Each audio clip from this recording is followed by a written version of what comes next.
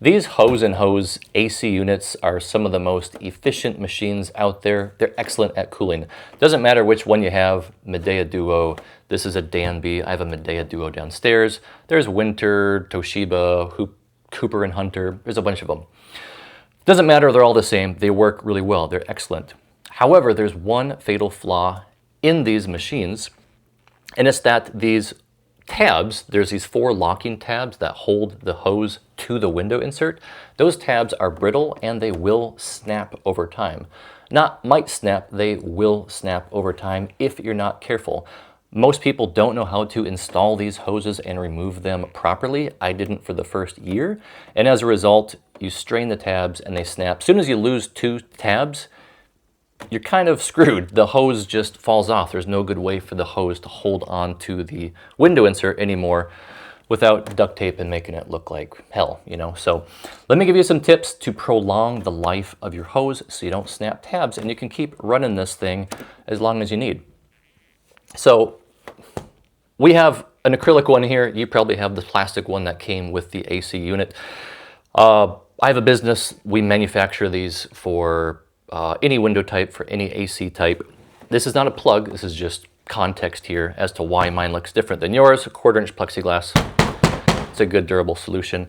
I want to let you know that the cutout that I placed in this acrylic panel is the exact same cutout in the plastic one that came with your unit. So this is an apples to apples comparison here. If you have the plastic sliding one that came with your unit, know that whatever I tell you on this one is going to apply directly to the one that you have. Okay, want to acknowledge that one. So one thing you'll notice is around these tabs, there's air gaps for hot air to come back in. That drove me nuts, and I wanted to modify the manufacturer's cutout and tighten that up and get rid of those air gaps.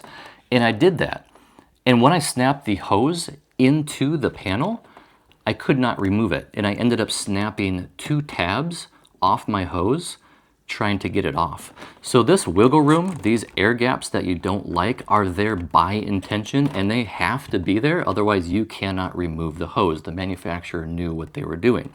So we're going to use that play to our advantage. What we're going to do is we're going to rock this hose down and to the right. You can see I can rock it kind of left and right here. We're going to rock it down and to the right to take the pressure off this top tab. Now you can see this tab can almost come out without even pushing this tab down. All the pressure is taken off, all the play is here. I barely have to touch that tab and it comes right out. Now we're going to do the same to this one. We're going to rock the hose down and to the left. Now we have tons of room over here. We're taking all the stress off the tab. I barely have to touch this. Just pops right out. Now you don't even really need to push the clips on the bottom. The bottom will just come out at this point. It's so easy. I have bug screens on mine. I live in the country. There's bugs coming in, so that's why those are there. Here's the cutout. Again, I want to say this cutout is the exact same cutout that you have in your plastic one. So whatever I say applies to the kit that you have. Now, installation tips, exact same principle. Please take the extra time, because if you're reckless, you will snap the tabs off of it. So focus on getting the tabs into these bottom notches first. You can't always see, you gotta kind of bend your head and look around to get it right. Okay, now the clips are behind those little notches. Now that that's there, we're going to do the same principle. I'm going to rotate the hose down and to the right to take the pressure off this clip. And you can see it goes in without even having to press this tab. Pressing these tabs hard is what puts pressure on it and causes these to snap. I can push it in there without even pushing this tab down. I let go, the tab moves up into that notch. Same thing here. Push, rotate this hose down and to the left to take all the pressure off here.